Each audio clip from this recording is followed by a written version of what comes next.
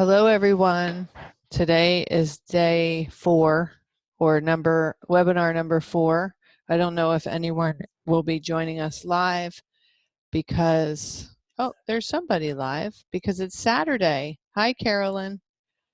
I have my husband here joining me because we were sitting in the office together and I said, oops, I have to go on, so you have to get out. And he said, why don't I get on with you? And I said, great. So we're going to talk about, I don't even know if they can hear you. Can you say something? Can anyone hear me? Yeah, I'm sure. Oh, wait. It would have to go into my microphone. Can you hear him talking, Carolyn? Can you just put something in the chat, yes or no? Because if you can't, I can take my microphone off. Actually, let me just do this. Okay. Now it should be better. All right. Now it'll definitely hear me. So we're sitting here. Oh, you can hear him. Okay, great.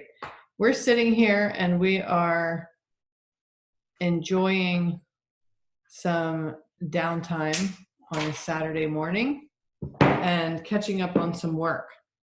And I just said to him that it feels kind of oddly good in this pandemic to come upon a weekend day where we're pretty much kind of isolated, self-isolated. Certainly everything that could have possibly been on our schedule, our to-do list, our agenda today is gone, wiped clear because there's no public gatherings or sports or anything of any kind. Jay's comic book store is closed indefinitely while we ride this storm out at home. And so we have a lot of time, precious time. And it's really kind of nice because I've sat here this morning catching up on some work. So this day allows me to catch up on the work that accumulated over the week when I was generating more work.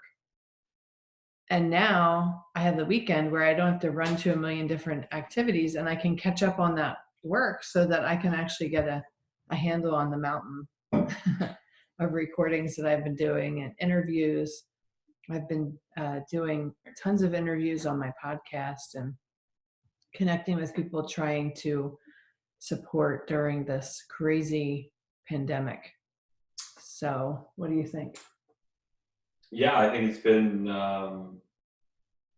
my day job is very tied to stock markets and what's going on and all that kind of stuff.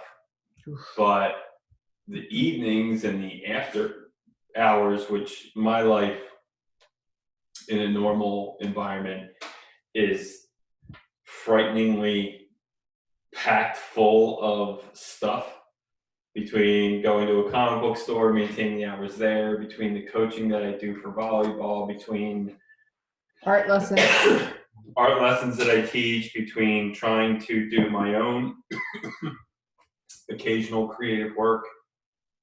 And with this coronavirus thing, 85% of that just poof. Yeah, just is gone. And I'm left with, okay, well, just create, just do the thing that you say you always wanted more time to be able to do, to draw, to write stories, to make comics, to do all that kind of stuff. And so that was, especially like over the past, like let's say week and a half of it, because we've sort of, a lot of that, even though the social distancing and the shutdown of everything has happened in the past week, the opening up of the schedule has been ongoing for me for nearly 2 weeks. Mm-hmm.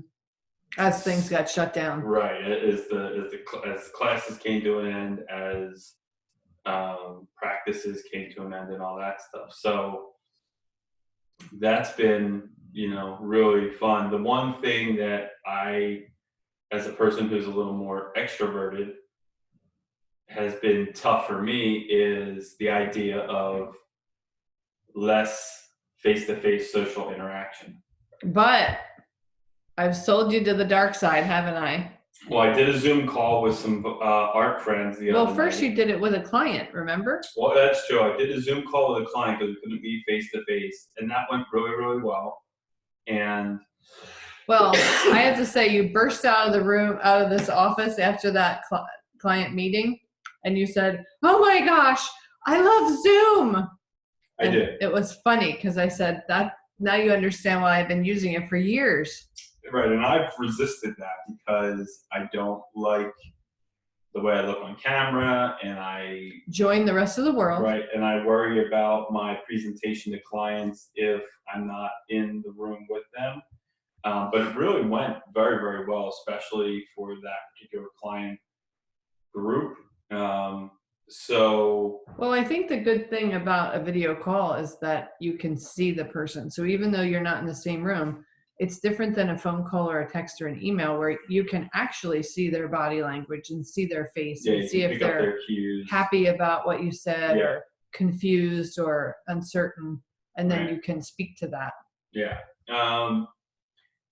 And then I did a Zoom call with some art friends on Thursday night. Who would normally come and hang out. Yeah, normally we'd be in the house here and we would all be drawing together. So we were all kind of in our own space. And there was a little hiccup in the beginning where, some people weren't figuring out how to get on. But I think we're going to continue that on a regular basis through this. Did you happen to screenshot that little hangout that you guys did?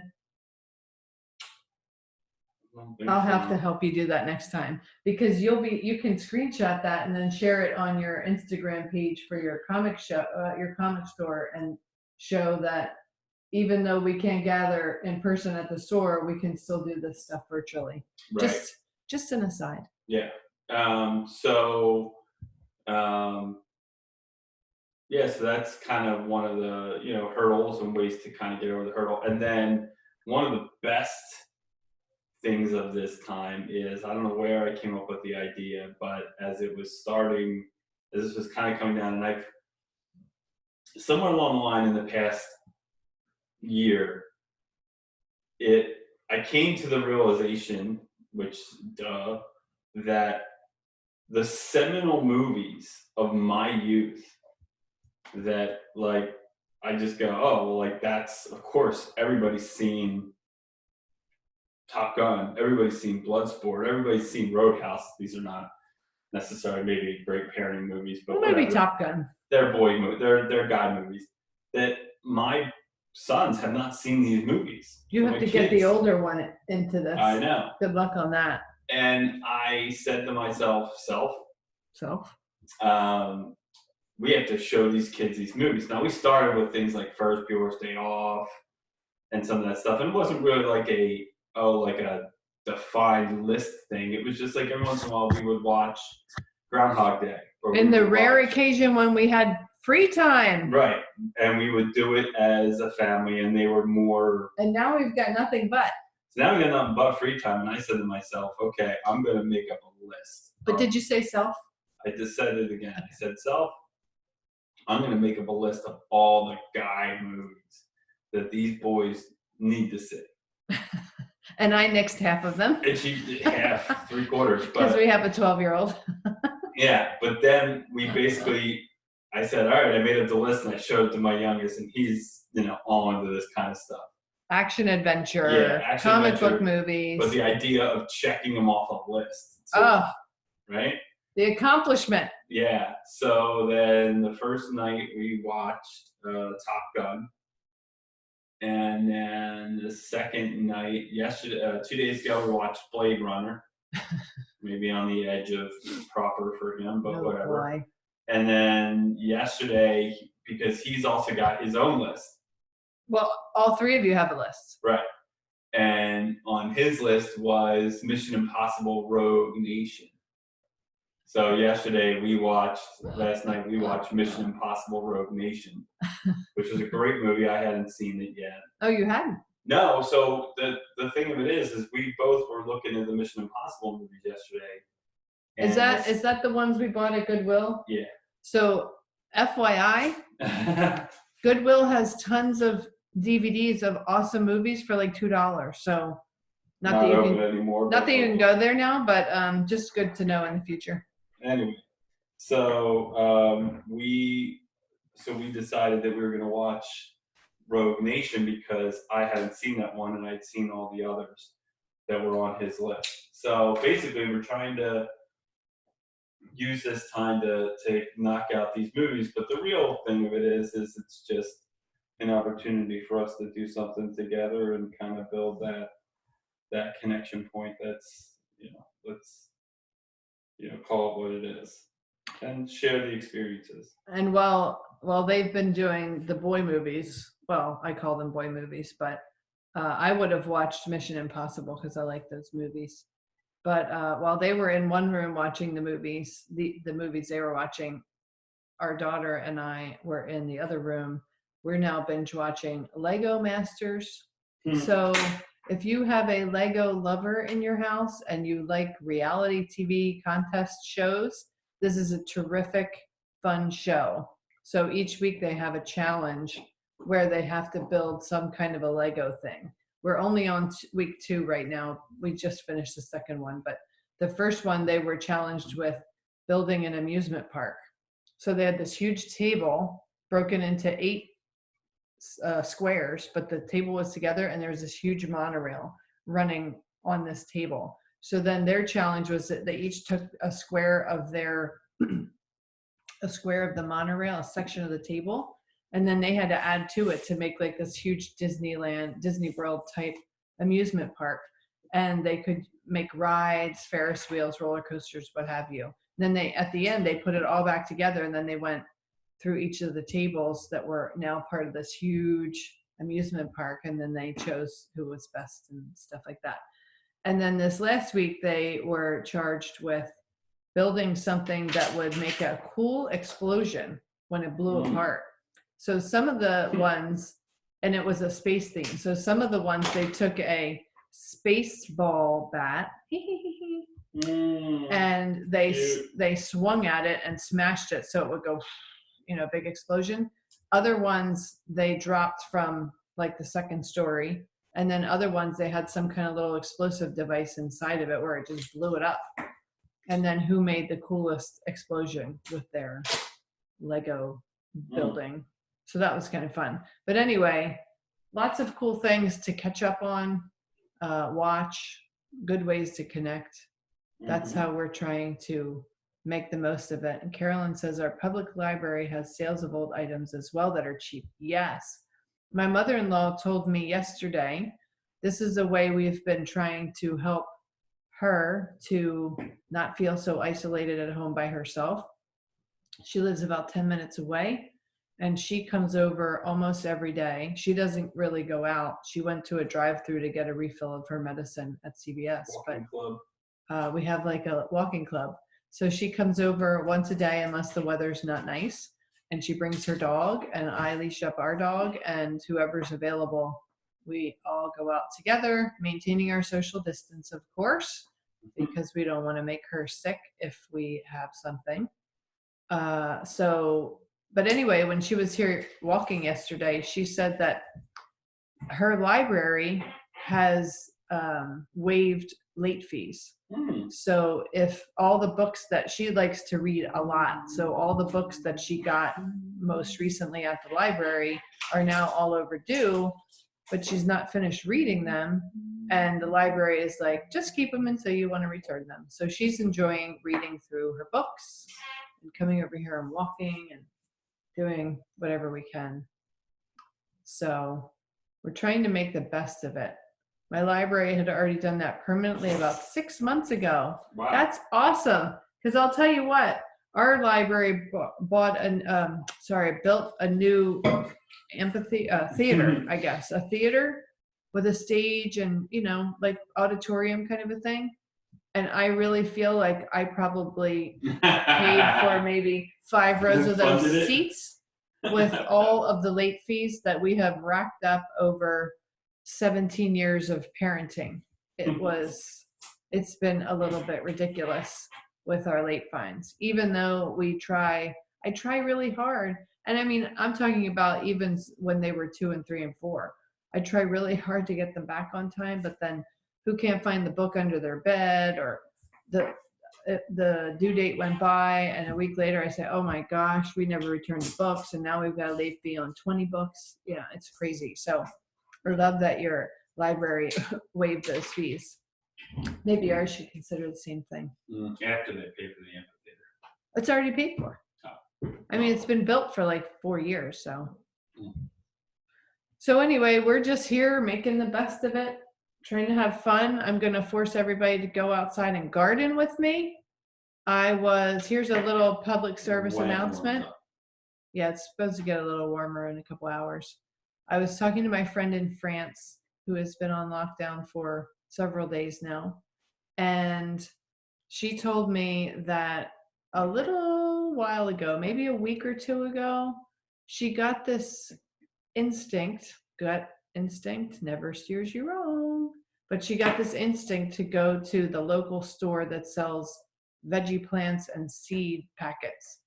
And she bought them. It's a little on the early side where she lives, but she bought them anyway. And I guess she was, growing the seeds inside. You can do that at any time. And I guess she's keeping the plants inside until it's safe to plant them outside. But she did that on an instinct. And then when the country went on lockdown, her store that sells these plants and seeds had to close because they were not considered an essential life-sustaining business. So had she not gotten the seeds and the plants when she did, she would not be having a garden this year, most likely. So that information from her yesterday or the day before has inspired me to go out today to Lowe's while they're still open and grab up some tomato plants and peppers and whatever else they're selling. It's on the early side here as well, but we're going to do what we can because we're going to have a happy little garden growing outside. So that's what we're doing with our day. And I hope that you also are taking this precious, precious time and using it wisely. We've never collectively as a population, as a world, we've never had this chance to be shut down, closed down, quieted down, slowed down. And this is a precious opportunity to recalibrate, reevaluate, reassess, and spend your time wisely. So Carolyn says, I did that 2 weeks ago and they're in the garage waiting for me to plant.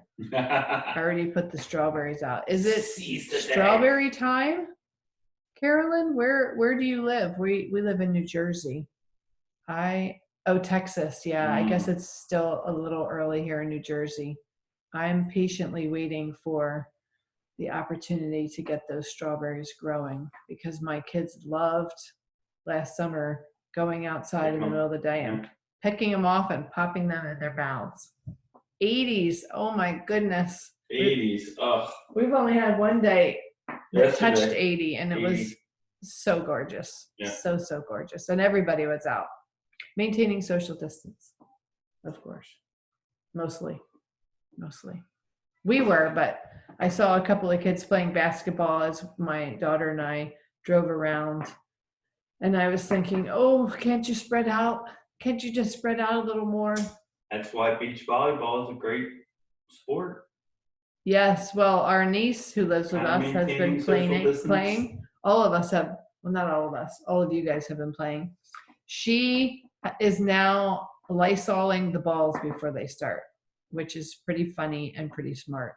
Cleaning all the balls, cleaning all their hands. And there's only 4 people on the court at one time anyway. No high-fiving. Everybody's separated. Mm-hmm. So as far as I can tell, at least for now, I think it's a pretty safe activity.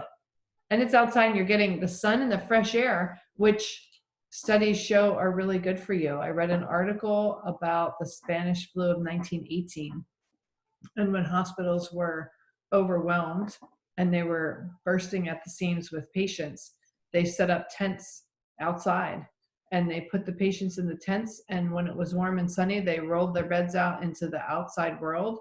And the hospital, the one hospital that did that, once they did that, their mortality rate for the Spanish flu went from 40% down to 13 or 18% just by putting the patients outside in the sun and the fresh air.